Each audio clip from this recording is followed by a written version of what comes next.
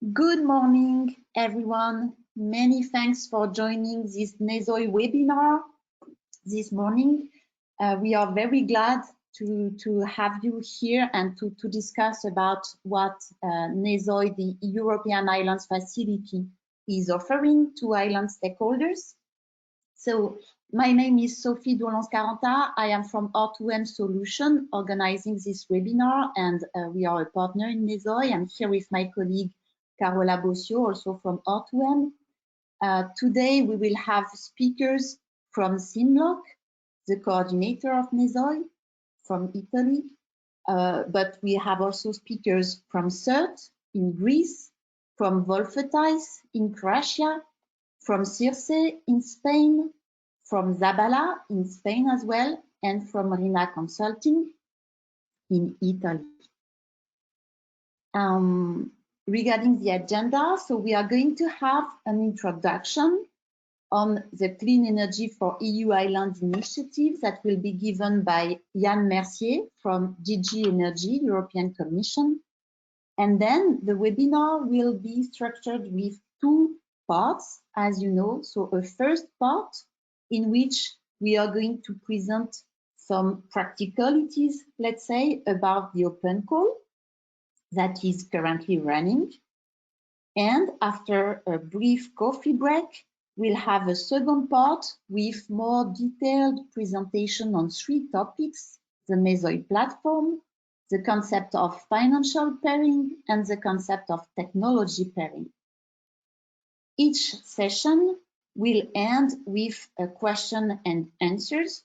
And for this, we invite you to use the question box which is on your panel, so you can type your questions, and at the end of part A and at the end of part B, we will address those questions. So I'm first giving the floor to Yann Mercier. Please, Yann, the floor is yours. Thank you, Sophie. Thank you, everyone, for attending today. So as Sophie said, I will be presenting the Clean Energy for EU Islands initiative from DG Energy. Yes, okay, so first slide already. The Clean Energy for EU Island initiatives was launched in 2017. The rationale for the development of the initiatives is that we have about 21 million EU citizens living on islands throughout the EU, with most of the time a high dependency on fossil fuels on these islands for the energy supply. While we have some natural high potential for clean energy development in the islands in terms of solar, wind farms, inland, offshore, and the waves energy also, and generally some higher energy prices than on the islands. This is for this rationale that the initiative was launched with the aims of reducing the energy costs for the islanders as well as the mainlanders, to support the construction of energy storage facilities and demand response systems, to increase the renewable energy production naturally, and to, very importantly as well, improve the energy security of this island through some local energy production.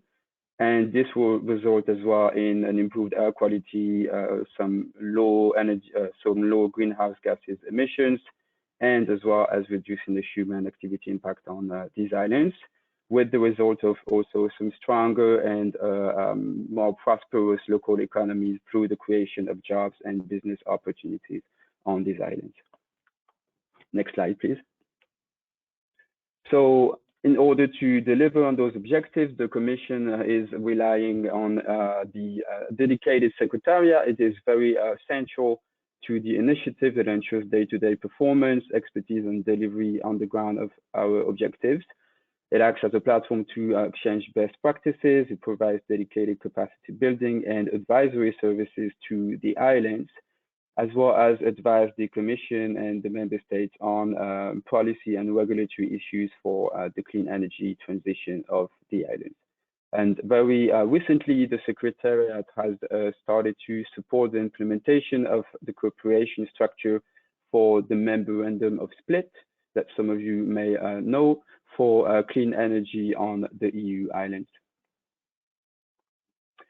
So on the first phase of the initiative that started in 2018 and ended in 2020, we have mostly focused on organizational support for the islands. That means community building and first step support for the development of clean energy transition agendas on these islands, which was followed by some project identification and development support in the pilot islands.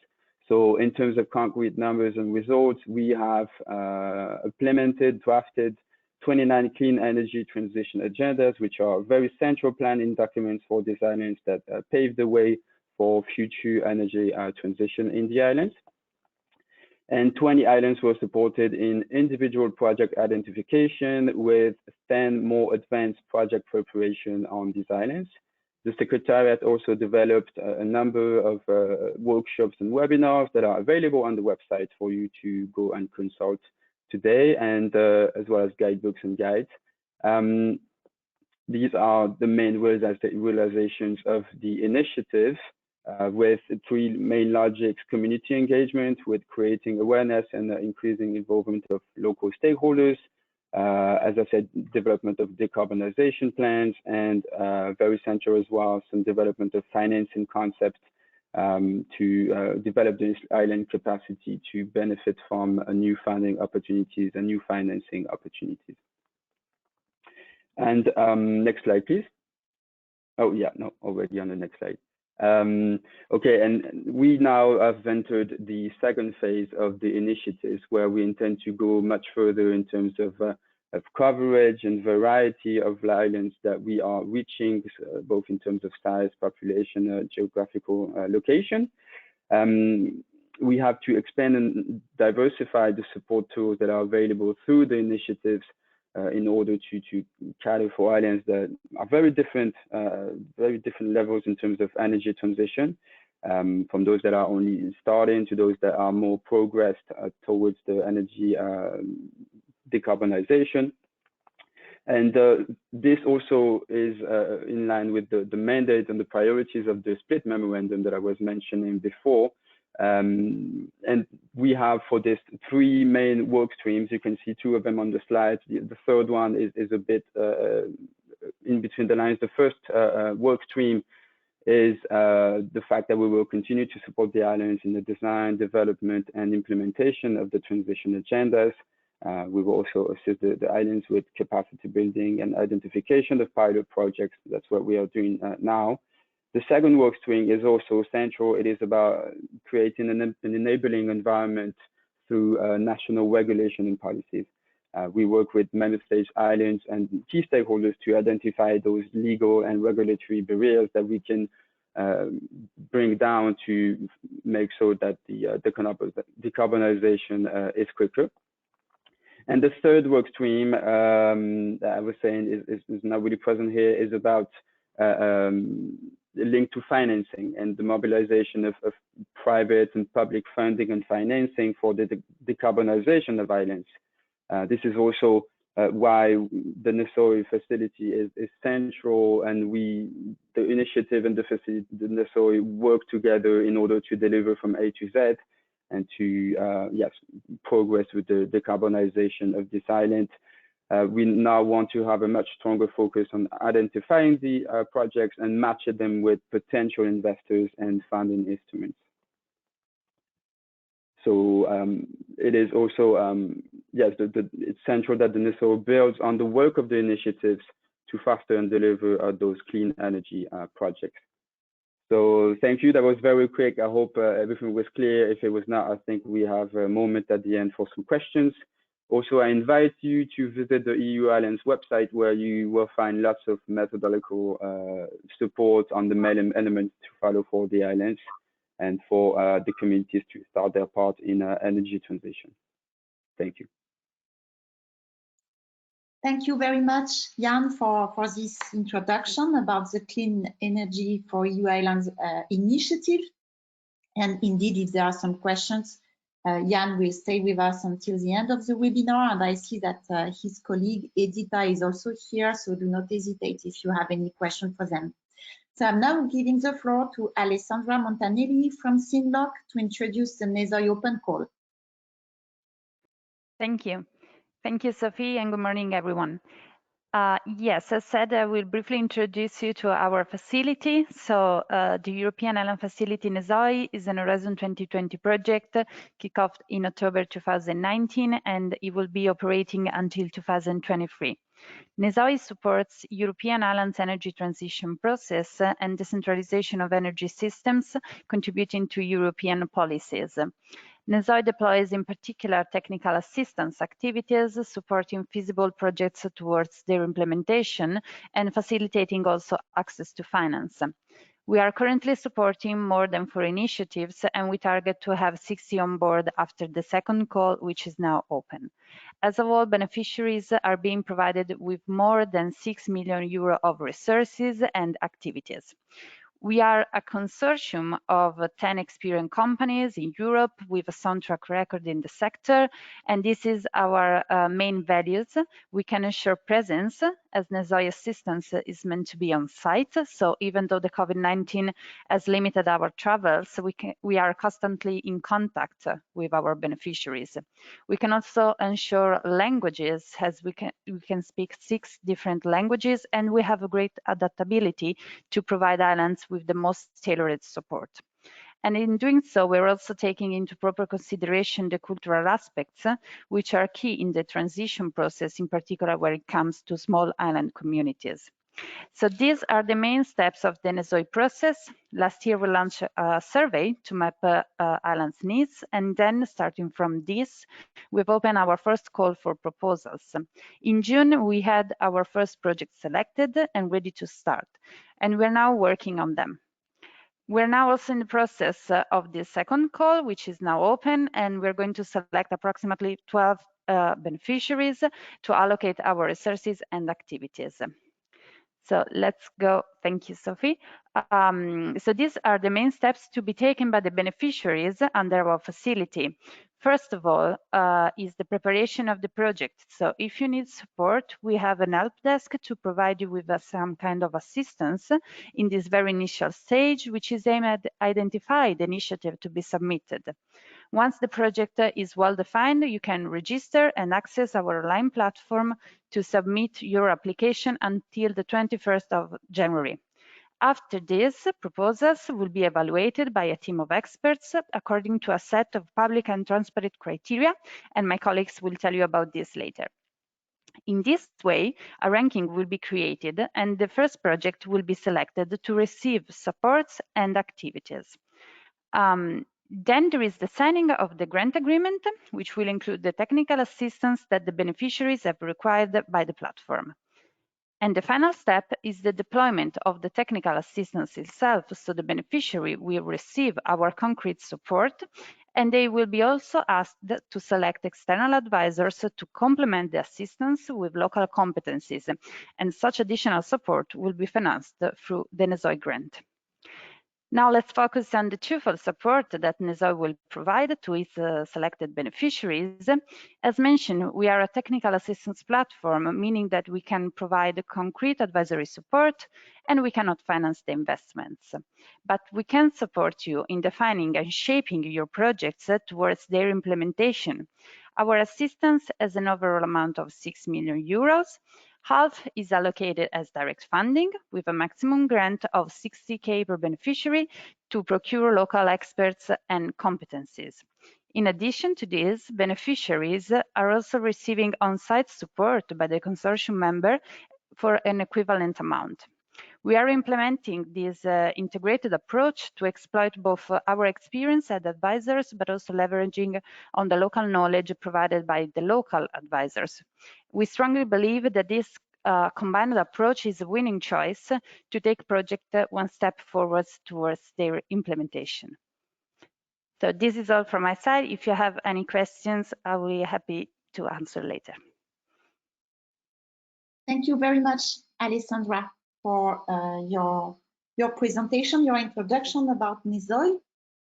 And now we are going to present the projects already selected by NESOI. So of course, we are not going to present something very detailed, but just give an overview of those projects for inspiration, let's say, for the next projects to be submitted to NESOI. So I have the pleasure to introduce this myself. So at the first round of NESOI open call, so we received more than 100 applications. So it was last year in fall, well, precisely 1 year ago. And these applications were from 14 countries and representing more than 100 islands. From these applications, we selected 28 projects from 10 EU countries representing 24 islands. And we are also in the process of selecting or signing the sub-grant agreement with 14 additional projects that were on the reserve list. Regarding these projects, so the 28 first projects selected, we have a quite good balance in terms of maturity. So some projects are low maturity, the so-called entry level. We have another share which are, let's say, mid maturity, so the conceptual design level, and some with high maturity, so the deployment level. We are supporting projects from public promoters, but also private promoters. And in terms of geographical coverage, well, we have the eastern part of Mediterranean area, which is very well represented, but also other parts of Europe are also represented, and we are going to present this. Just a few words in terms of the topics covered by the project that we have selected. So a lot of them are addressing renewable energy sources, in particular solar PV, but not only. We also have wind, hydro, tidal energy, biogas that are addressed. We have also several projects dealing with clean mobility aspects, both on land and at sea. We have a significant number of projects dealing with the concept of energy communities, and my colleagues are going to present more in detail some of these projects. Some projects are high-level investment plans addressing a wide scope. And finally, we also address in this project energy efficiency, energy storage, smart grids, hydrogen, and other topics. So we have a very broad range of projects.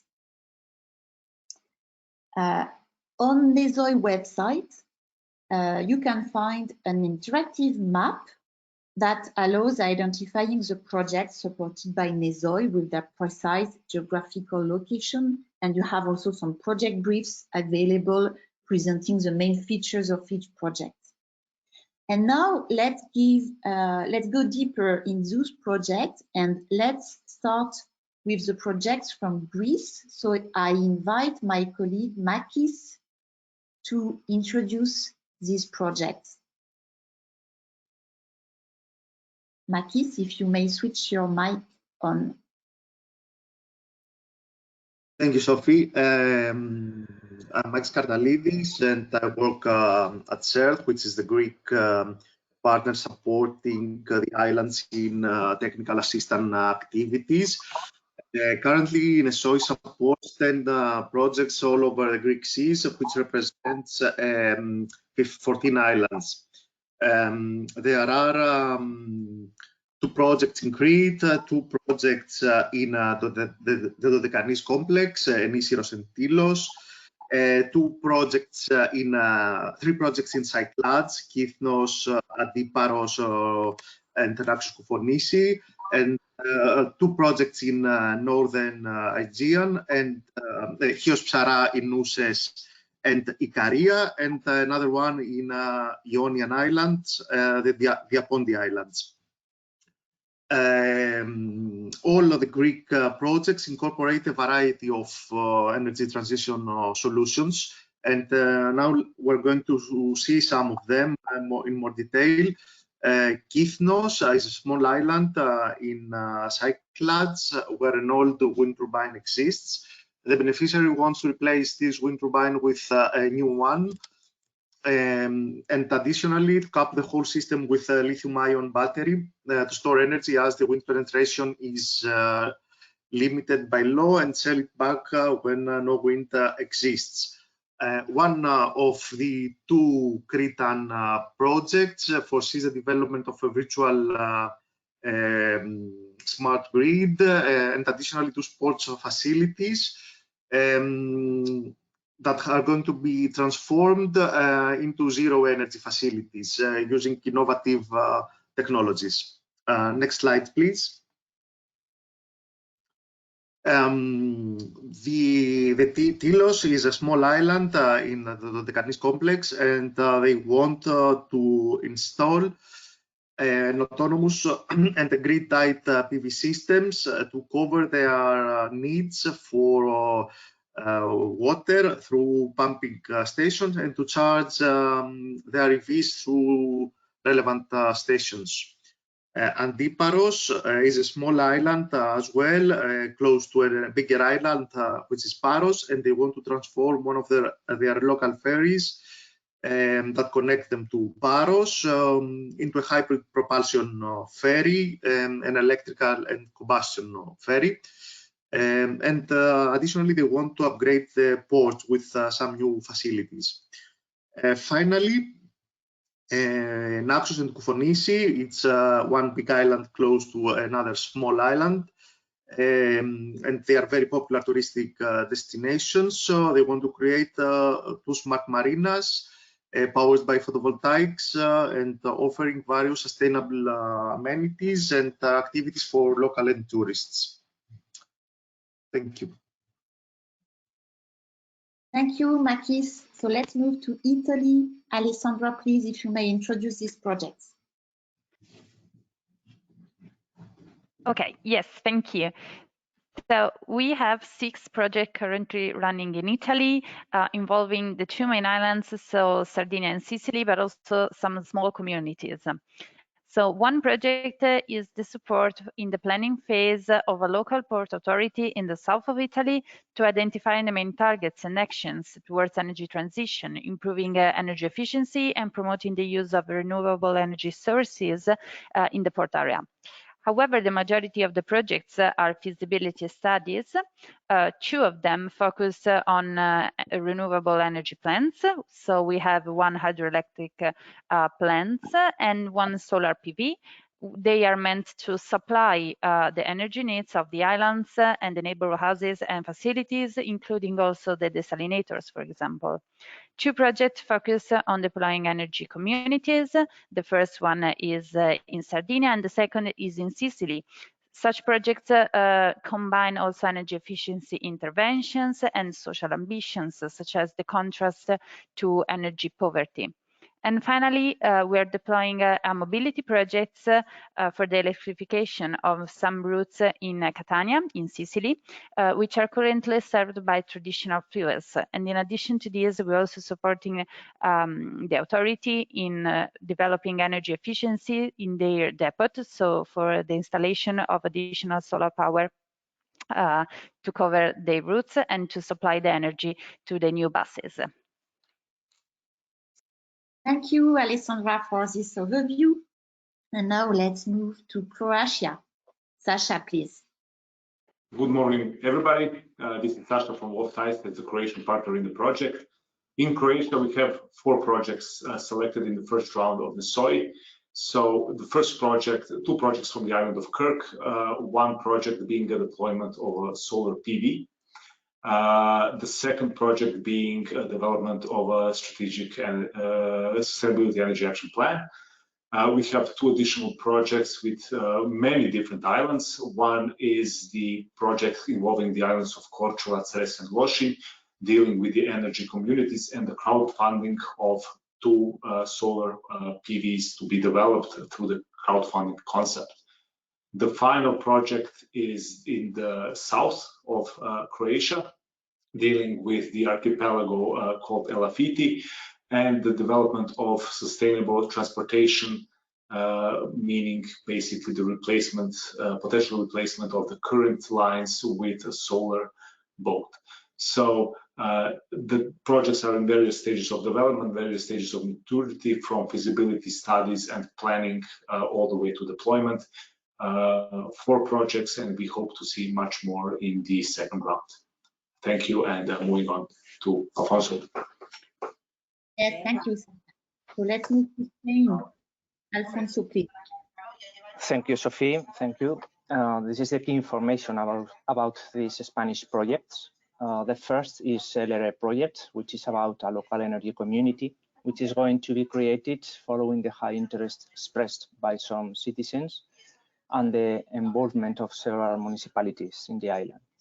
So the project consists in a first pilot to demonstrate the potential of this kind of organization to foster the energy transition. Regarding the project Arvindec, Gran Canaria, in this case, the objective is to create a favorable environment for the implementation of an industrial energy community in the Arinaga Industrial Park. One of the key points in the establishment of a local energy market, a model has to be identified in order to maximize the benefit of the community while minimizing the risk of disagreements between members and encouraging the integration of new renewable systems. And finally, the project called Sofia, it consists in elaborating a feasibility study to establish energy communities around photovoltaic assets in the city of Adeje. So for collective self-consumption, community members will be given a monetary benefit, reduction of the network fee. Of the course of the study, various ways to increase the level of self-consumption will be assessed. So electrification of water, heating and cooking solutions, possibly e-mobility. And this is all from my side. Thank you very much, Alfonso. And we have just a last slide in this part, also to show that we also have projects in other countries, so namely in Denmark, Estonia, Finland, France, Ireland, and UK. And you may find on the NESOI website some project briefs, so you can see some screenshots here of a few ones. And you have these project briefs on one page illustrating each of the 28 projects already selected by NESOI. So now let's move to the next part at our agenda. So how to apply to NESOI open call, this second round. So for this, I'm giving the floor to Jaume. Hello, good morning to everybody. Well, I will just explain briefly the call application process. The call is already open and until the 21st of January 2022. Please, in this sense, make sure to submit your proposal before the deadline. And then, in order to apply, you can register on the NESOI platform, where you will find a full application form. It is just a single-step application. If we move to the second slide, yes, then in this application form, you will have to provide information of the applicant. In case of a consortia, then you have to provide information not only from the coordinator, but also from the partners. Then the application form, you will see that contains technical and financial details. There you need to provide project description, the activities to be funded, this is the technical assistance activities, let's say, then the support requested. Please remind here that for the financial support, the maximum funding available is 60,000 euros per applicant and per application. Then you will have to provide also the description of the implementation of the project, the key impacts of the action, and the size of investment. Then on the website, you will also find any supporting documents. These are available for you. You will have the template of the application form in a Word file, so that is easy then to transfer the information to the online application form. There is also available the guidelines for applicants. You will find there is information about the whole process and each of the steps. There is also a help desk tool. Then if you have any question, when preparing the proposal or even after, you can access to this tool. Then the next step will be after submitting your proposal, then the evaluation will take place. It will be between February and March. We will have a designated panel of experts that will evaluate the proposals according to the eligibility and selection criteria. Then all the applicants will receive an evaluation summary report, and the selected beneficiaries will be contacted to move to the next step. This final step is the grant preparation. The selected beneficiaries will be informed about the supporting documents that they will need to provide in order to prepare the signature of the grant agreement. This will take place between April and May 2022, and the technical and financial support will be defined individually for each of the projects and for each of the application. Please note that the maximum duration of this project is 12 months, and then there will be 1 or 2 monitoring reports that you will have to deliver in order to know the works that have been performed. Nevertheless, it should be noted that these projects will be closely monitored during the whole implementation. And this is more or less a brief summary. Thank you. Thank you very much, Jaume, for this presentation. And now let's move to the presentation of the eligibility and evaluation criteria by Stefano from Marina Consulting. Thank you very much, Sophie. Thank you very much. First of all, you for being with us today. I'm here to present you the eligibility criteria that, let's say, means if you can participate to an NESOI open call. So all the criteria that, when understood, allow you to understand if you can participate there. The presentation of the proposal format, so understanding how you can apply to our NESOI open call, and the evaluation criteria that, of course, are relevant to be known in order to prepare a successful proposal in order to, let's say, being well evaluated. Next slide, please. I will start from the eligibility criteria. So first of all, please consider that all this information are available on our website, www.nesoi.eu, with a specific document package for all the applicants. Let's say that in principle, in the package you will find a document where we present the eligibility prerequisites, where we described which are the project and the promoters that can be eligible. So it's very important to understand that both the project and the applicants have to be eligible for NESOI support. It is very important indeed that everybody is aware of this, because maybe you are proposing an eligible project, but you are not eligible as applicant. So it's very, very important to understand this. Just for your information, all these eligibility prerequisites have been defined not by ourselves only, but according to the guidelines that we received from European Commission. And in principle, they are all targeting the, let's say, the achievement of decarbonization results in Ireland. So, generally speaking, we have 6 eligibility criteria. The first one is to require a maximum funding in terms of grant, so in terms of real money for external technical support activities of 60,000 euro, and you can in parallel also ask for a support from technical and financial assistance from NESOI partners up to further 60,000 euro. The location of the project, your project, of your action, must be in a country, in an island, in a country among the H2020 eligible countries. What are the H2020 eligible countries? Of course, the EU 27, but also EFTA, so Norway, Iceland, Switzerland, Liechtenstein, UK, and all the other associated countries, as well as also the let's say the territories that are part of Europe but that are oceanic.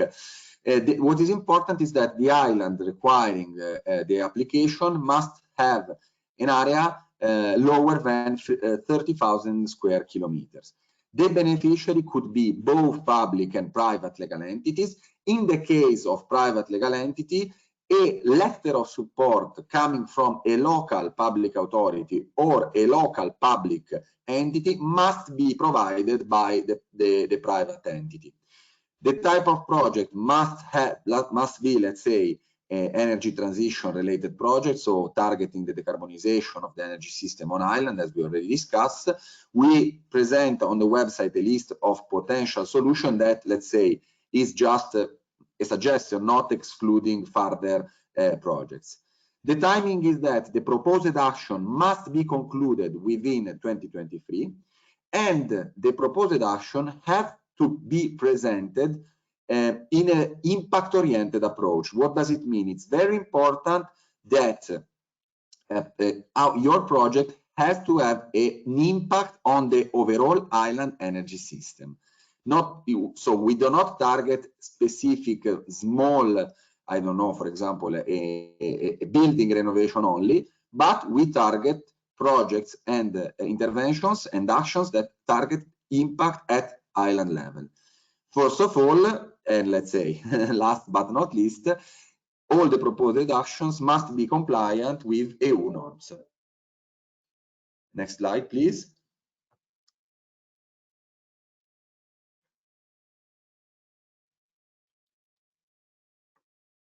Next slide, please. Okay, thank you very much. In principle, let's say the evaluation criteria are very important to be known because, you know, as I said, thanks to this, you can let's say prepare a successful proposal. What is very important for us as NESOI is to present these evaluation criteria in order to be objective and transparent in the selection criteria and to allow a fair evaluation of the projects. Next one. We have evaluated, let's say, 4 macro areas for evaluating the proposal. The first one is and let's say these macro areas are reflected also in the proposal application form.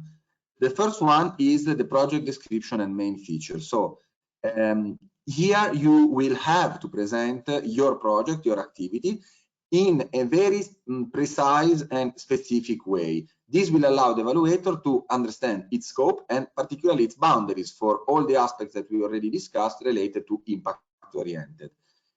Second area is the project impact that I already mentioned that are very important in order to present that your project is not a small and focused project, but it is a project that has an impact on the overall island ecosystem. And in that sense, it's very important also to present in the third section, in the first section of the proposal form, which are the beneficiaries of the project, of the action that you are proposing, and also which could be the stakeholders, maybe not directly involved as actors in the project that you are proposing, but in principle of the island. The third area is related to the project execution and the NESOI support that you are requiring. So in this area, it's very important that you present in a coherent timeline and with specific deliverables, with specific outcomes of the project, which are the steps of your activity, which are the steps of your project that, as we discussed, could have a duration of maximum 1 year. To evaluate the 4 different sections, we are using the proposal scoring from European funded project with a mark from 1 to 5, with 1 that means poor to 5 that means excellent, with a 0.5 resolution. Next slide, please. As I said, the proposal application form has and recalls, let's say, the evaluation criteria. To be, let's say, considered over threshold, so to be considered eligible for funding, you have to get at least 2 out of 5 per each section, and globally a minimum total score of 12. the proposal must be submitted only via the online platform. So we do not accept proposal submitted via means different than the online platform, and only proposal written in English must be accepted. As you could see, we have 22 points, even if the section are 4, so, and even if each section could have 5 points, because we have the possibility to give bonuses, 2 points of bonuses to the application. Such bonuses are dedicated to innovation, and I will maybe concentrate a little bit on this during my next speech. Replicability, the fact that the call is part, the highland protagonist of the action is part of an archipelago, and the quality of the supporting documents, the attachment that you will present to corroborate the strength of your proposal. In terms of innovation, I would like to stress this bonus because in this second open call, we will target a lot this call for innovation. So innovation bonus will be very important, and I will explain later on how to target it. Next slide. I think that's all.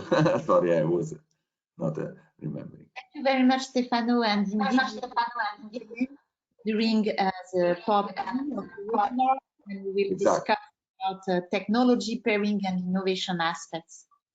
So now to conclude this first part of the webinar, I'm giving the floor to Erini to present the NESOI help desk, and right after this presentation, we will have a few minutes to address the questions that you may have.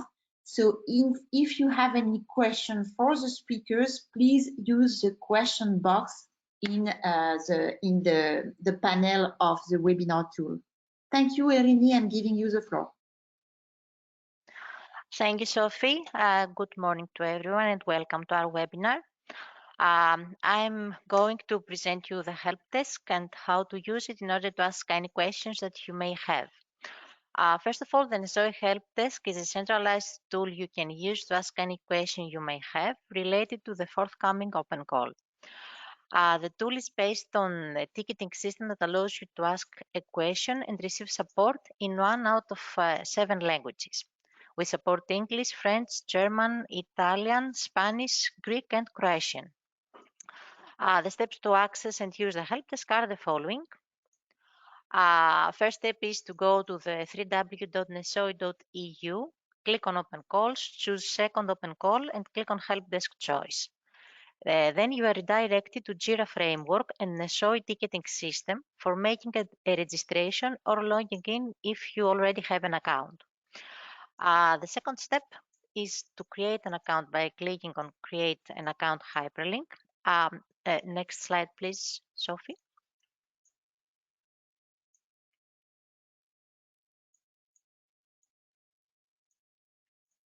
Great.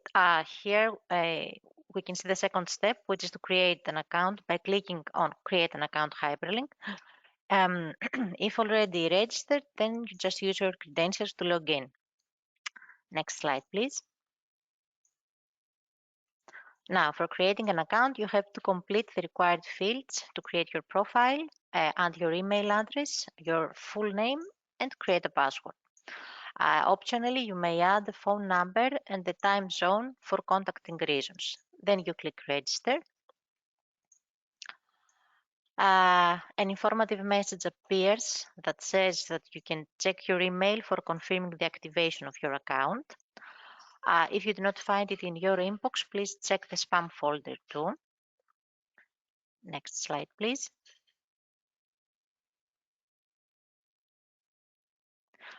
Once you have found the confirmation email, you may open it and click on the provided link to activate your account.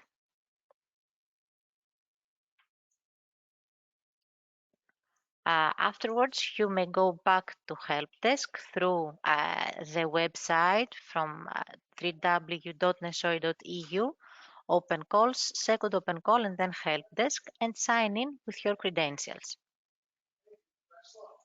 Next slide, please. Great. Then you can create your first ticket by clicking on the Open a New Ticket link. Next slide, please. Now you can choose your language by clicking on the drop-down labeled Help Topic.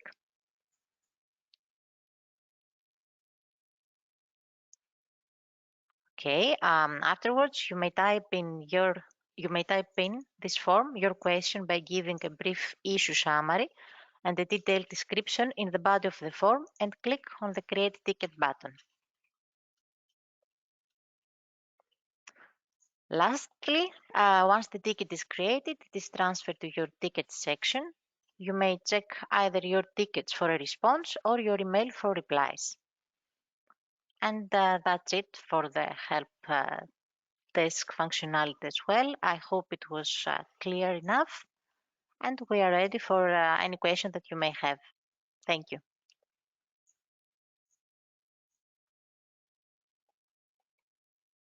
Thank you very much, Erini. Indeed, it was very clear. We are a bit late since we want to have a coffee break before the next part, but still we have some time to take at least one or two questions. So please, Carla, do we have questions to our speakers? First question, based on the NESOI experience from the first call, could you highlight any changes in the application form evaluation criteria? I think this is for Rina Consulting, Stefano.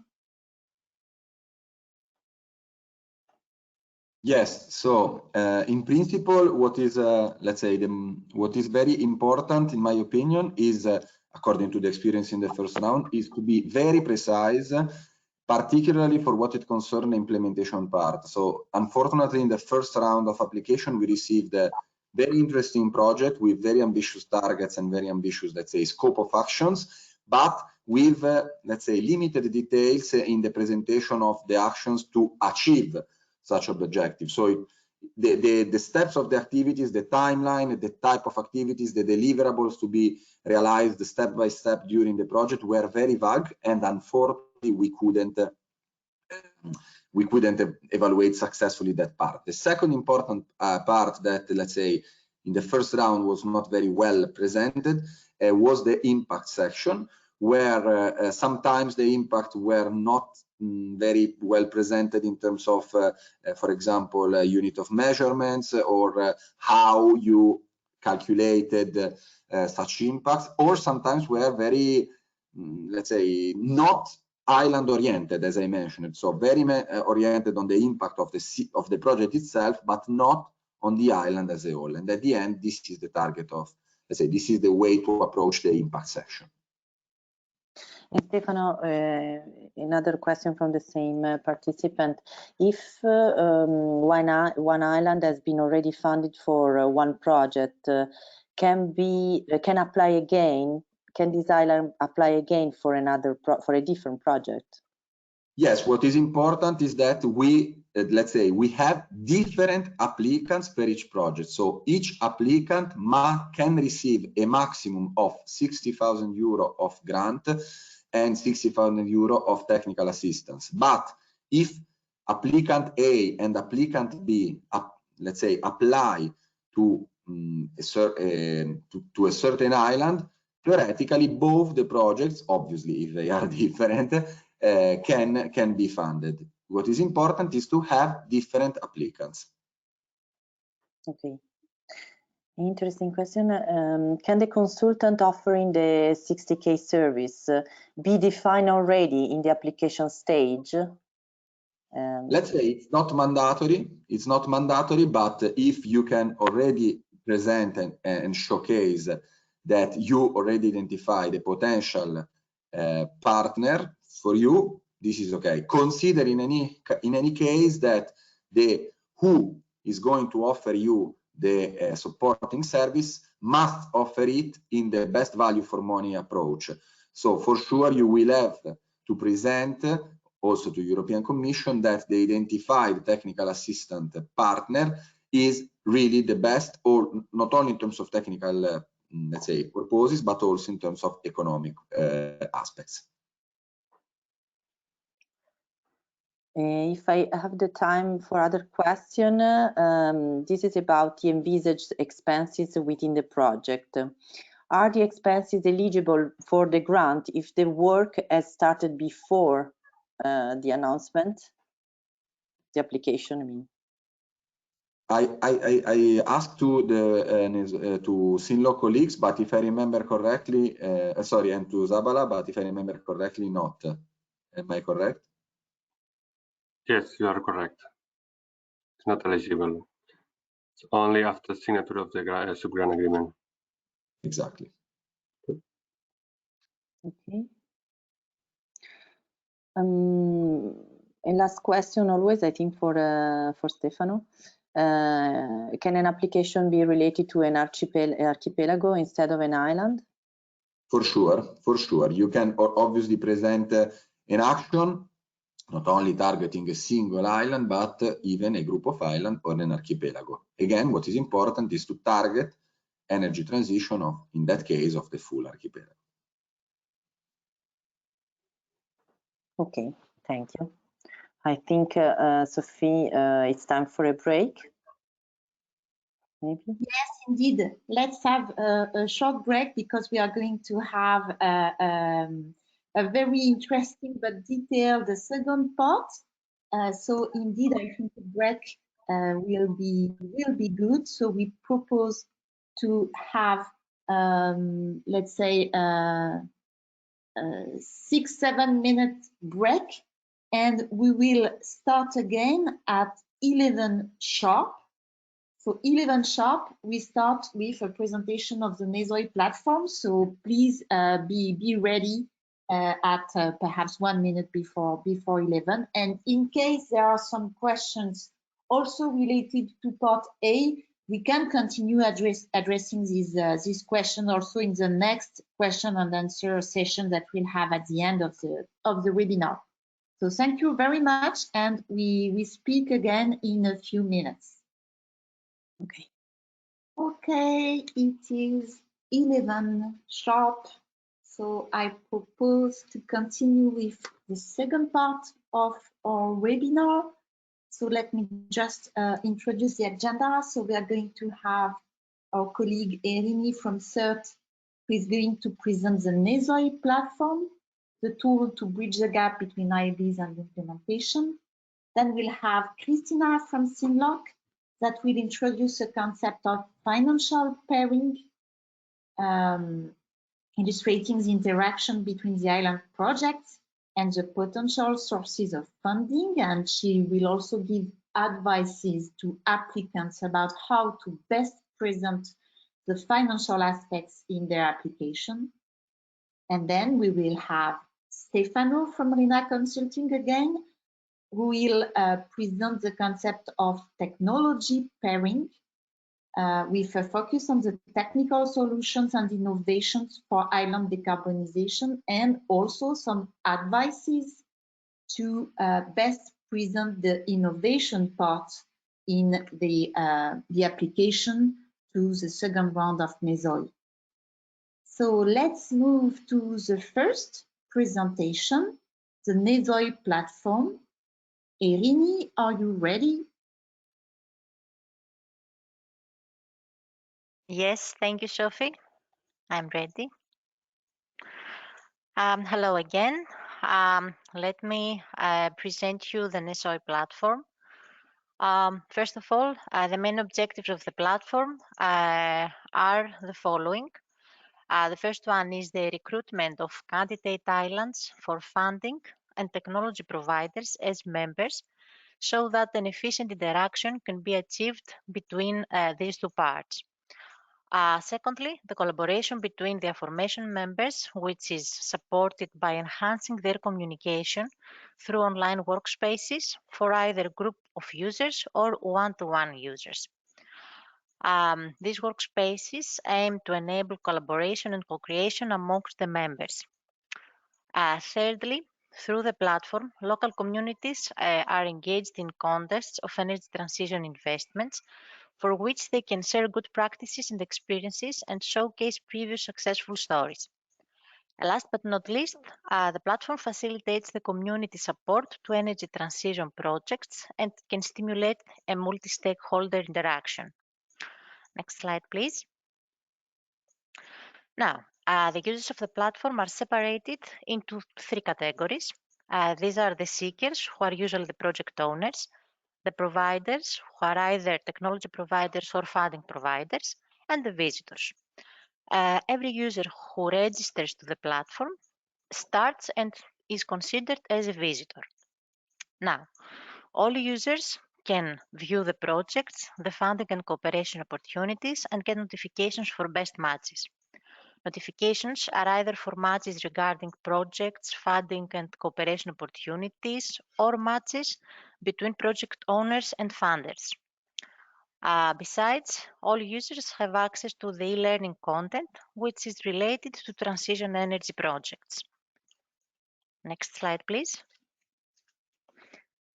Now, the seekers are usually the project owners, as I said before, of one or more projects who have participated already in the open calls. Seekers can create content in both project section and cooperation opportunities in order to receive informative notifications regarding the support they can get in the best way from our online community. Best matches are found as well based on the profile of the project and the needs of the project. The owner, who is usually the seeker, receives matches for other users, usually providers, who can support the project. The owner can communicate directly with them and, of course, with the rest of the online community as well through chat rooms and workspaces. Now, the providers are users who have the technical expertise or the funding to support the energy transition projects. They can create content in both financial section and cooperation section in order to either offer funding or communicate their ability to support technologically a project. They can examine the available projects in the project section and get notifications again for best matches regarding either project owners or other projects. Afterwards, they can also communicate with the project owners once they are interested in funding or technical supporting another available project. Next slide, please. Now, let's start the presentation of the platform. This is the registration form where some fundamental information is adequate in order to participate in a NESOI community.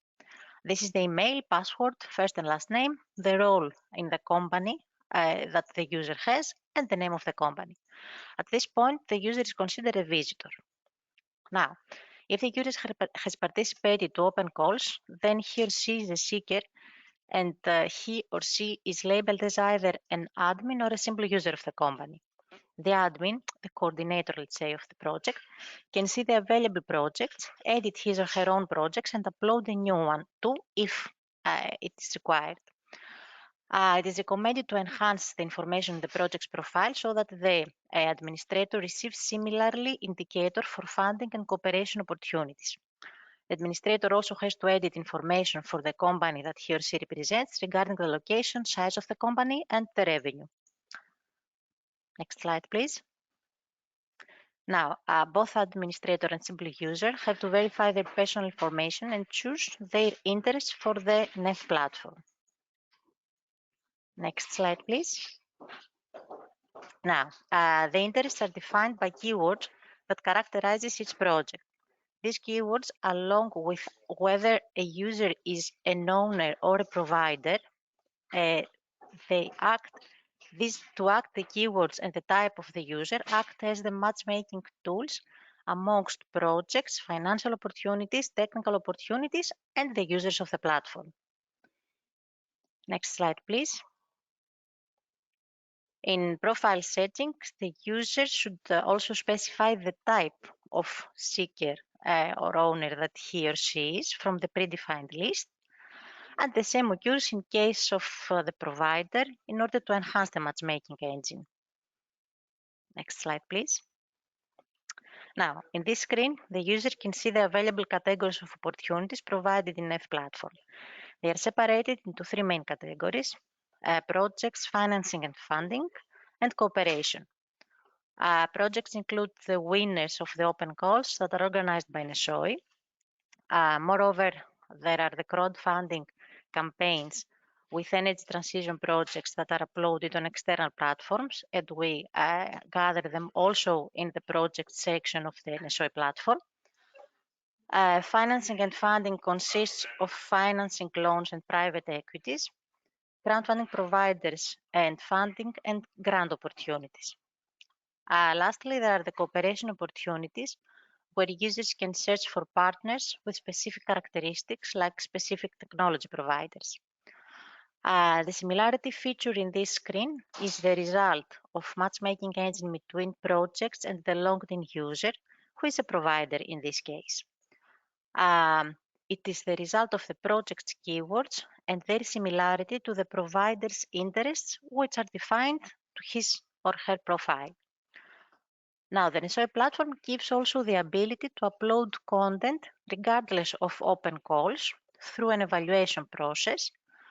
The information about the new project to be uploaded can be edited in this form on the right of the screen, and the admin of each company approves it or rejects it based on eligibility criteria. Next slide, please. Now, once the users are registered, the online community is created with various useful information, like the icons next to the user's name that informs the logged-in user whether one is a provider or a seeker, or maybe both, so that the logged-in user can sort through the network quickly. Moreover, similarity feature again here informs the logged-in user about similarity in interests between his profile and the rest of the users in the network. And seekers and providers are matched in terms of how useful they will be to each other by examining these profile interests. Next slide, please. Okay, and now in order to support the social online collaboration, a user can ask for direct communication through connection requests. A request to connect is set as a notification, and once accepted, the new let's say friend is transferred from the network to my connections section, and afterwards one as the logged-in user can send an email or directly chat with the new contact. The platform gives the opportunity to have one-to-one interactions through private rooms or create workspaces where more than 2 users can participate, as said before. And also, the NEF platform will be enhanced with the e-learning content about the energy projects that I said in the beginning, and the webinars that take place now during the execution of the project. And finally, there is going to be a section for best practices and success stories. Thank you. I hope it was clear and brief.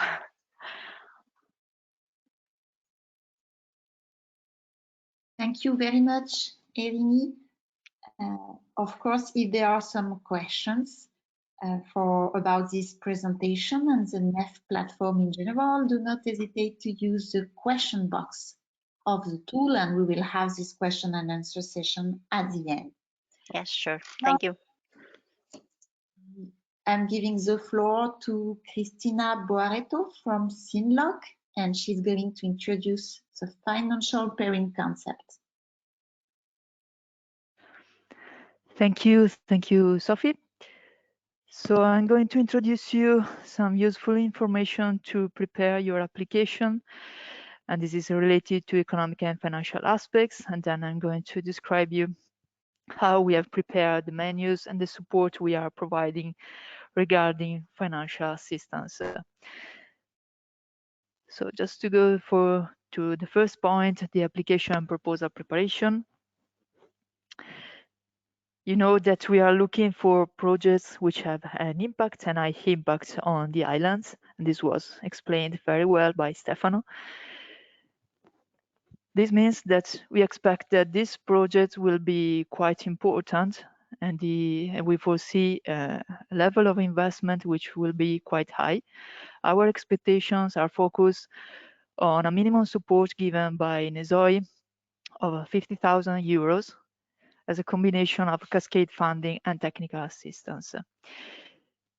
An important indicator we are looking for is the leverage factor, and we foresee an indicative leverage factor which is higher than 20. So we are going to see how we should calculate this indicator.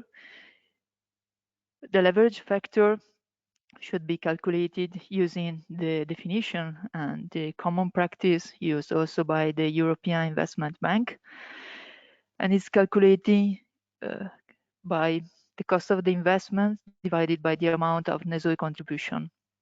This means that it's the ratio between the foreseen mobilized investment and the requested NESOI contribution.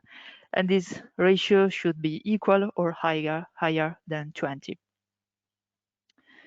So this is the leverage, and we should see how to calculate the mobilized investment. The mobilized investment should be calculated differently from the different typologies of projects. This means that given the different nature and maturity level of the different projects, you should calculate a different mobilized investment. However, this is quite simple, and we have described how to calculate it in the guidelines. So regarding the entry-level projects and the conceptual design level projects, you should calculate the mobilized investments as the value of the foreseen investment, which will be indicated in the final document of the planning and in the feasibility studies. In many cases, we know that your projects are not yet defined, so you are not able to define in a very detailed way which will be the final investment, and this is quite obvious given that we are going to support projects which will be defined on a step-by-step project. So this means that you should indicate your best estimate of the final investment and will take into account this as the mobilized investment. So for example, regarding a planning project, you should foresee which will be the total investment which will be activated by the different investment lines, and you should indicate this in the application form. Another example related to the conceptual design level, the feasibility study, is related to the expected investment of the project. If you foresee that this project will activate, for example, 20 million euros of investment, which means the sum of capex, preliminary studies, planning, and other activities, you should indicate this in the application. Then the third category is the deployment level, and regarding this category, you should indicate as a mobilized investment the value of the investment, which will be indicated in the tender documents or contracts which will be signed. Okay, so these are the mobilized investment. The other important value is the foreseen technical assistance. You have seen that we have foreseen and described several menus, and the technical assistance will be divided in these menus. We strongly encourage you to use the menus. We think that they are complete and they describe very well how we can support our projects and how we should help them in preparing all the activities which are really needed to launch the initiatives.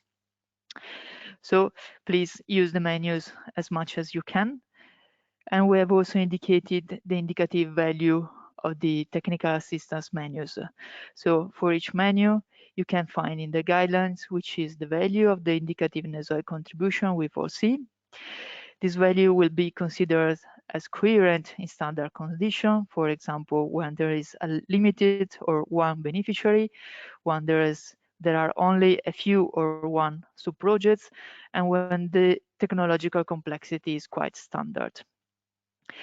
In the case you foresee a value of technical assistance which is different from the menus, you should explain it in the technical assistance explanation and justify why you really need higher resources than foreseen and how you are going to use them. Please remember that how you are going to use this money should always be coherent with the eligibility and evaluation criteria. And for example, we do not foresee some kind of expensive which were explained by Jaume and Stefano too. So this is the table you can find in the guidelines, and you can find the value and the indicative value of the different menus. So for example, you can see that the value foreseen for the planning documents is is a little bit lower than other menus, which are a little bit more complex, like the preparation of tender documents or the support for the launching and the access to funding sources. Okay, if we go to the next slide, you can see the main indicators, these main indicators, and where you can find them in the application form. So for example, we have talked about the mobilized investment. You should indicate the mobilized investment in the section which is project description and main features, and you should indicate the overall investment of the global project. In case you are able, please indicate also the value of the sub-projects or the actions which are included in the investment. And this is going to explain us that you are really aware of the project you are launching and your idea is concrete. More than this, please explain also in the financial structure box how you foresee to finance your projects. If you already have some ideas about how to finance your initiative, please indicate it, and please explain us how and which funds you are going to use for the financing. Obviously, in some cases, the financial structure will not be available, but maybe you have some funds which are already available or some ideas. So please indicate us, and you are going to help us in evaluating your project. Other indicators related to economic and financial aspects are the expected economic savings and the payback time. So this will be always your best estimate. And we are going to consider them for the evaluation. And then going to the next slide, you can see that the financial support, which is the value of the technical assistance you are asking, should be indicated in the box financial support and in the section which is project execution and NESOI support. Okay, just going to the second part, the technical assistance and the activities we are performing. You know that we are a facility which is strongly focused in supporting the access to finance. The European Commission knows very well that many financial sources are available, but projects need to be supported and be prepared very well in order to access to financing opportunities. So our main goal is to support the access to existing financial instruments by preparing projects and define some key indicators and key aspects to describe them very well to financing institutions. Going to the next slide.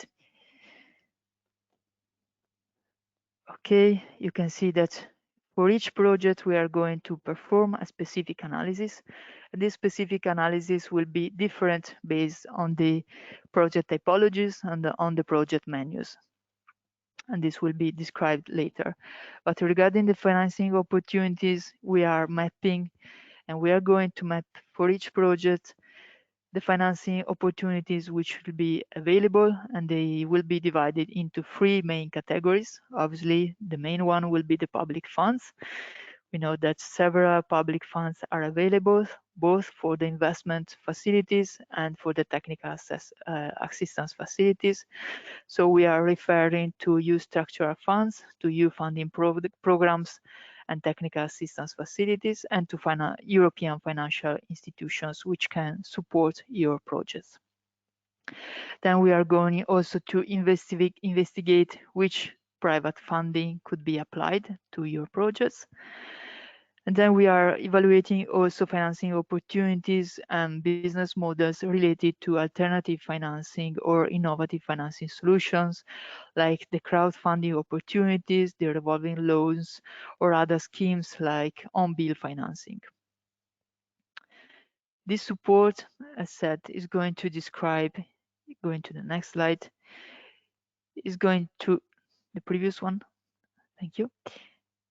Okay, it's going to describe some important indicator, which are, for example, the governance structure or some key elements for the contracts or an in-depth analysis of the risks which should be foreseen and managed during the project.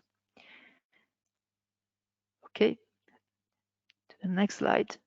The next slides are just going to describe more in detail which are the feasibility, the technical assistance menus we foresee and to which you can apply, and the technical, the economic and financial aspects we are going to perform. So, for example, regarding the planning documents, and these are divided into sustainable energy and climate action plan and sustainable energy and climate action, sorry, there's a mistake, and plans related to mobility. In these documents, we are going, while preparing these documents and while assisting local authorities in preparing these documents, we are going to support the identification and the mapping of the main financial instruments available to finance the identified actions. So we are going to create the map of the financial institutions which can further support in the following months and years the initiatives which are described in the overall climate action plans. Okay, the next slide. Okay, regarding the feasibility study, you know that this menu is more focused on a specific initiative.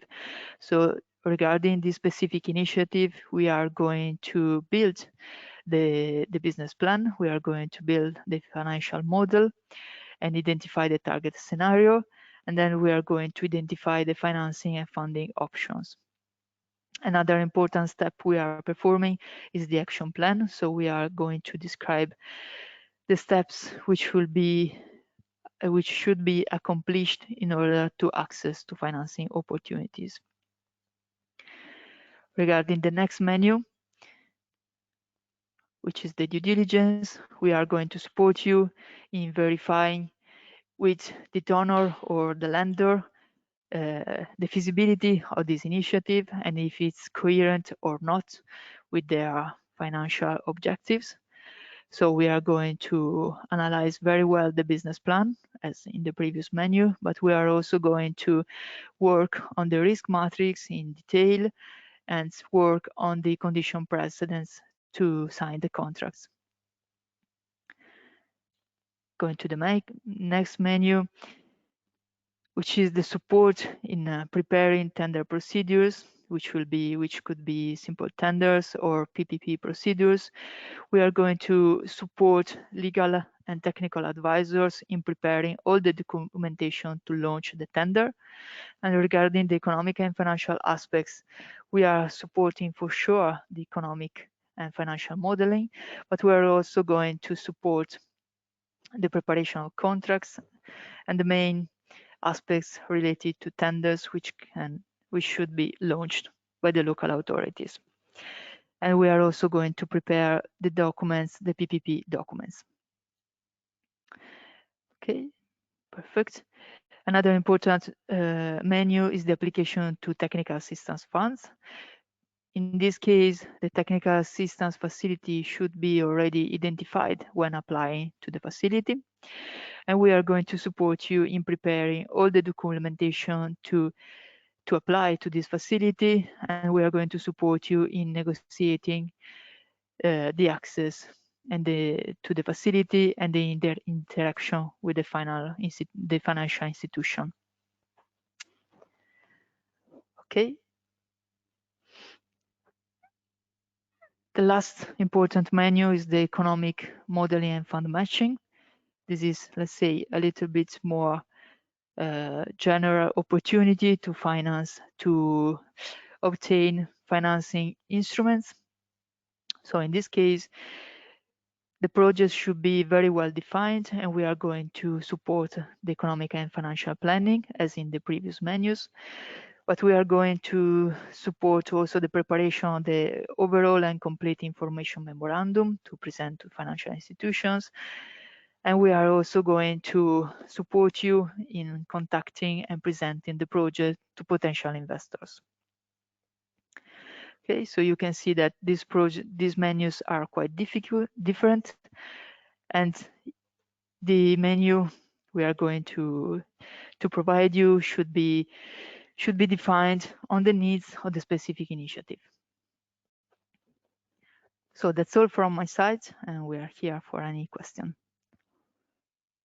Thank you very much, Christina, for this detailed presentation. I see that there's already one question for you, but let's wait for the question and answer session at the end.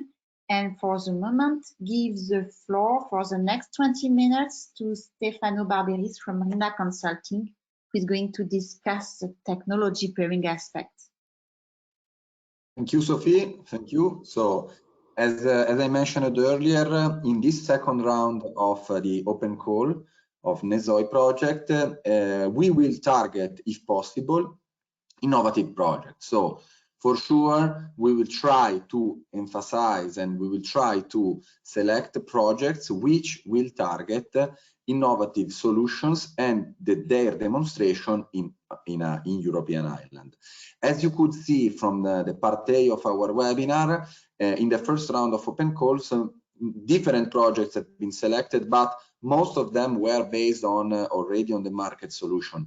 For example, there were many projects selected for the promotion of the use of photovoltaic, also obviously via innovative framework like energy communities, for example. But for sure, let me say that in the first round of open calls, we didn't take care too much. We didn't look for innovative solution for our islands. In this second round, in this second open call, innovation will be more important, and therefore, as consortium, we made an exercise in order to identify via a technology catalog which could be the most feasible and the most innovative technological solution that can drive energy transition on island. To do so, we started from the existing experiences of the Clean Energy for EU Island Secretariat, the success story of this initiative, as well as other Horizon 2020 project experiences where some innovations were developed inside the project. So the goal of this catalog, this technology pairing catalog, was to analyze available clean energy technologies and identifying strengths, weaknesses, opportunities per each of them. We strongly suggest you to take a look to this the report, this deliverable 3.2, that could be relevant for all of you as applicants to be inspired for your project. Let me highlight since the beginning that this catalog is an helpful catalog, but this has not to be considered a mandatory technology catalog or a limitative short list of technologies that NESOI will fund, but it's just something to that can facilitate your thoughts, can facilitate how to make maybe your application more innovative. What does it mean, the word technology pairing? Technology pairing means let's say, try to couple a technology to an island and the functionality of the technology to the needs of the island. In order to make this matchmaking in the deliverable 3.2, we pursued three approaches. One that was the performance driven approach, where we tried to matchmake technologies one with the other in order to maximize the island decarbonization target. So the idea was to couple technologies, to create technology packages to be promoted in islands to guarantee a certain amount of energy savings, etc., etc. The island-driven approach, where the pairing was, let's say, driven obviously by the island needs and the available technologies, and the applicant stakeholder-driven approach, where per each selected technologies we identified the most suitable stakeholders in order to, if a stakeholder would like to apply to NESOI, using this catalog can state, okay, according to my nature, my business, this technology could be the best to be promoted in my island. Next slide, please. Generally speaking, let's say that, as already mentioned in the beginning of this webinar, one of the most important goal of NESOI is to bring and facilitate demonstration of clean energy technologies in a European island. As we all know, we have in the European island a challenging environment in terms of logistics, fuel supply, also, let's say, difficulty in terms of facing environmental risky areas, or, for example, even weather accidents that are, let's say, where islands are more subject to, etc., etc. So, what is important to highlight is that what we are trying to do in NESOI is to transform a challenge, so the challenge of the higher cost of energy on island, to an opportunity.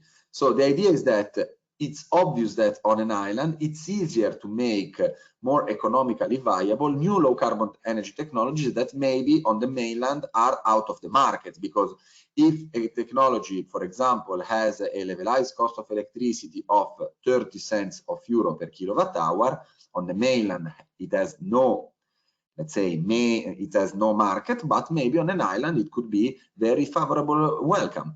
And in that sense, in our deliverable 3.2, in the technology catalog, we made a group of technology, we made a catalog of group of technology that, let's say, could be helpful for you also to understand which could be the best option for your island and for your project. We identified 7 groups: electricity production from renewable, thermal production from renewable, CHP, cogeneration of heat and power, electric mobility, energy storage, the renovation of buildings, so energy efficiency in building, and energy efficiency in public assets like public lighting, electric grids, etc. So all, I would like to highlight that projects that will target interventions in all these areas are obviously more than welcome to apply to NESOI, because if your project is aiming to involve one of these technology involved in these groups, this is exactly what we would like to see. Next slide, please.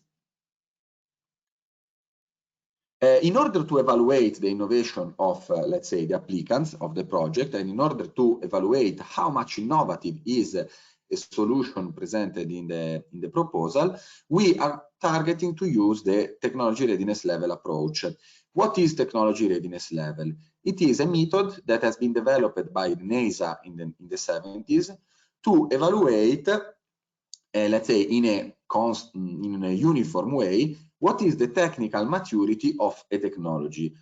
When we say technical maturity, it means how much it has been demonstrated, how much it has been considered reliable, and how much it can be considered ready to go to the market and be installed, let's say, anywhere, not only in specialized condition. The idea in NESOI is to evaluate the proposed technological solution via this technology readiness level approach, which is an approach that, going from TRL1, that is more or less just a proof of concept, an idea where only the basic principle have been observed or, let's say, designed, supposed, imagined by the developer, it goes up to TRL9, which is the technology level readiness level of the full maturity, where a product, a solution, a system can be considered fully reliable and can be considered ready to be launched on the market. For all let's say, this technology readiness level, we tried to adapt this technology readiness level to the island context and also to clean energy technologies that can be presented in the NESOI projects. And therefore, we mostly targeted, let's say, the latest 4 levels of the technology readiness level, because we assume that no basic science, no prototypal science will be developed in NESOI projects, considering that the projects will be driven by, as we said, public authority or private entities related to public authorities. Thus, for really demonstrative projects, thus for projects that will have a will not need a technological development from scratch, but will, let's say, target impacts, as we said. So, in order to evaluate the innovation of NESOI projects, or of your proposal, let's say, we identified mostly 4 TRL levels, from TRL 6 to TRL 9. We will consider, therefore, fully innovative solution and clean energy technologies systems that can be considered at TRL 6. What does it mean for the island context? This means technology solutions that have been demonstrated only in special application, never demonstrated on island, for example, but only in very specific context. These type of things will be considered fully innovative. So if one of our reviewers, one of our evaluators will consider a TRL 6 a system, it will consider it fully innovative. Then we have TRL 7, so where the proposed technology has been demonstrated already, but maybe in few cases in mainland, even never demonstrated on island, or few cases on island. This will be considered innovative. TRL 8, when we talk about TRL 8, we will consider solution more or less close to market. So if your project will try to demonstrate solution that, for example, for mainland are state of the art, but maybe less demonstrated in island, we can consider them partly innovative. While we will not consider innovative solution that we will consider at TRL 9. So solutions already largely tested on island and already present fully on the market. Next slide, please. To better understand this approach, we prepared a list of examples that we prepared also to drive, let's say, the reviewer's evaluation per each of the technology presented in a Deliverable 3.2 catalog. So in the Deliverable 3.2 catalog, you will find not only everything related to technology pairing, as we said, how to identify the best technology solution for your island, for your business, for your type of stakeholder, but you will also find a sort of short list of example per each technology, stating what could be considered TRL 6, TRL 7, TRL 8, TRL 9 in NESOI according to the previously mentioned island context. I would like to highlight that the list of example is a list of example only.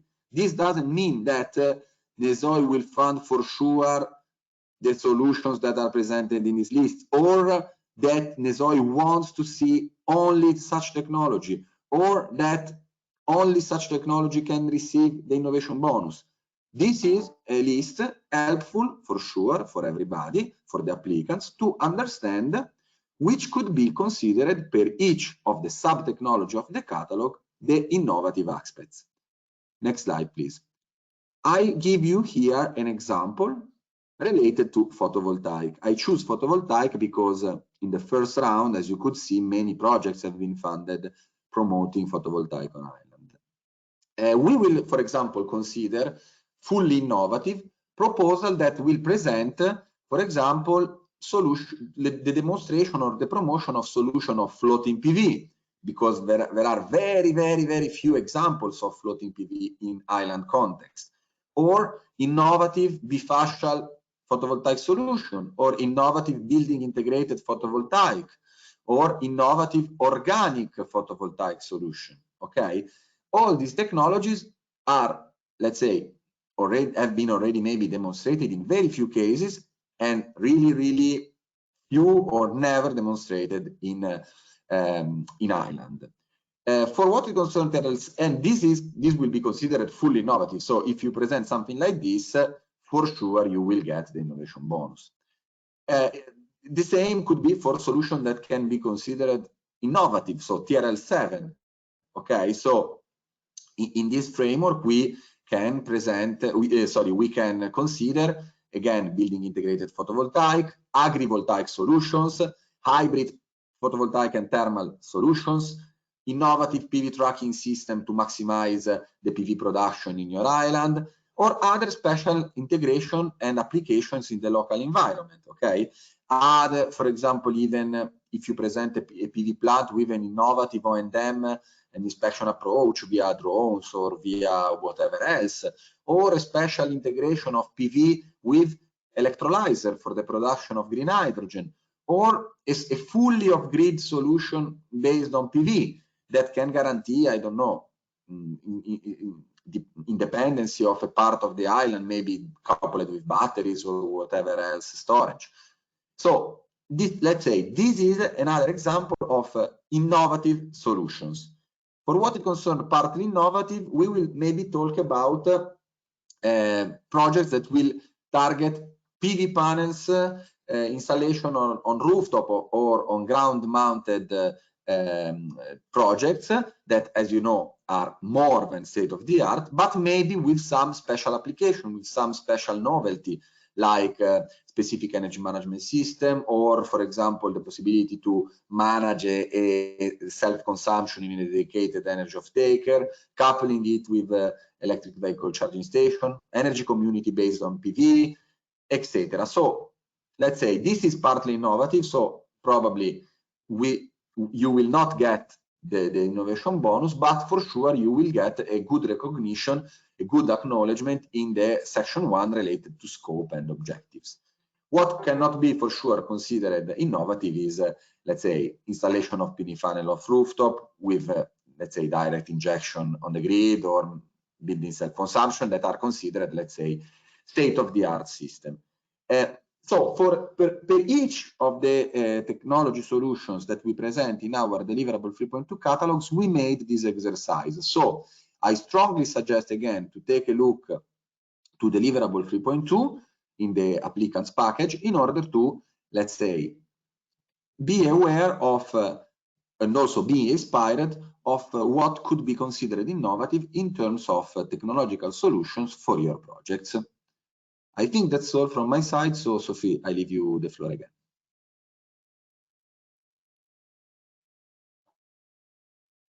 Thank you very much, Stefano, for this detailed presentation. We are just in time, so we can move to question and answers. I see that there are some questions. So please, Carola, if you can check the questions we have received. Yes, there is a first question for Christina Sinlock. So for the calculation of the leverage factor, is the NESOI contribution the amount of the grant or the amount of the grant per two to take into account in the in-kind technical assistance from the NESOI consortium too? So, I mean, the question is about the calculation of the leverage factor. What do you include in the NESOI contribution? The 60 or the 120 euro amount?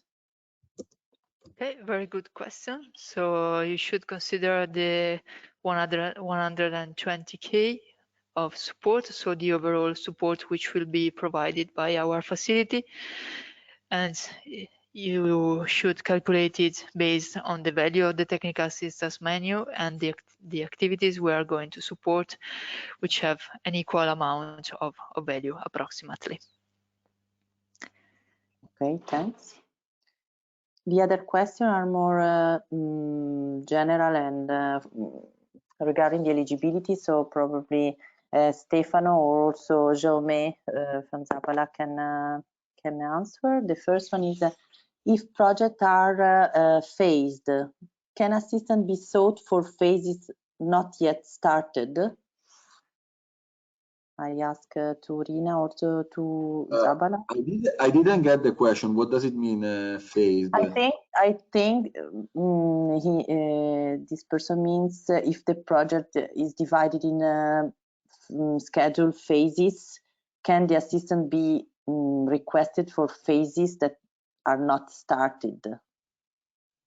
Well, generally speaking, you know, what is important is that the phase you are asking for funding has to be in the window of, as we said, let's say September summer 2022, September 2023, because this is when the project from your application will receive the support from NESOI. So, you know, if you are presenting a project, I don't know, that has 3 phases. The first one is 2022 to 2025. The second one, 2025 to 2028. We can support only the first one, of course. Okay. In case I hope you get, let's say, have correctly interpreted, of course. Yeah, of course. But you can, the applicant can also explain further the question. Yeah? The box is still available. Another question is about an applicant that is looking for assistance to apply to ELENA funds facility. Can be foreseen as part of the 60k euro grant. The assistant to prepare the application to ELENA facility. Okay, so yes, sure. We have defined a specific menu which foresee the application to technical assistance facilities. So it's the one related to the supporting the application to technical assistance programs and funds. So when you are preparing your application, please indicate it and explain to which facility you would like to apply. And if you have a look to the overall menu we have prepared, we have indicated also the activities we foresee to be comprehensive and adequate to apply to the facilities. Okay, thanks. Another question, if we have time, can one organization make more than one application, understanding that only one will be possibly successful? Well, actually, not only one. Theoretically, even more than one can be successful. There is a cap on the funding that this institution can receive. So let's make an example. If an applicant prepared 2 proposals of 60,000 euro each, and both of them are well evaluated, of course, he will have to choose between one of the 2 to be funded. But if, for example, it prepares 2 applications of 30,000 each for grant, it can be funded for both. Obviously, if it has not received funding in the first round. Clear. Okay, thanks. Is there any leverage considering the amount of decarbonization the island will reach? No, actually, we don't have a specific leverage, so we don't require, let's say, a specific target. What we evaluate in terms of energy savings and decarbonization savings, CO2 savings, it will be something in not in a proportional, but more in an absolute way. So we will take a look to the forecast impacts, and we will evaluate it in an absolute way. So there is not a leverage or a minimum value, let's say. Okay, thanks. I think that for the question at the moment, we answered all the questions. Which is very, very good news indeed. So all questions have been addressed. So we now just have to thank our attendees for being here at this webinar. Also, please note that the recording and the slides will be made public also for all applicants, not only those who attended today, but also those who couldn't. I would like also to thank our speakers from the European Commission and from the NESOI Consortium for their very good presentations. And I just have to wish you good luck in your application, and do not hesitate to contact us. There is a help desk as presented today, so do not hesitate to use it in case you have any question.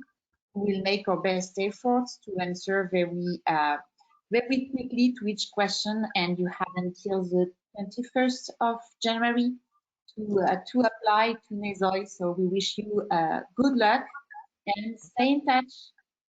Bye-bye. Bye, thank you. Bye. Thank you again. Thank you.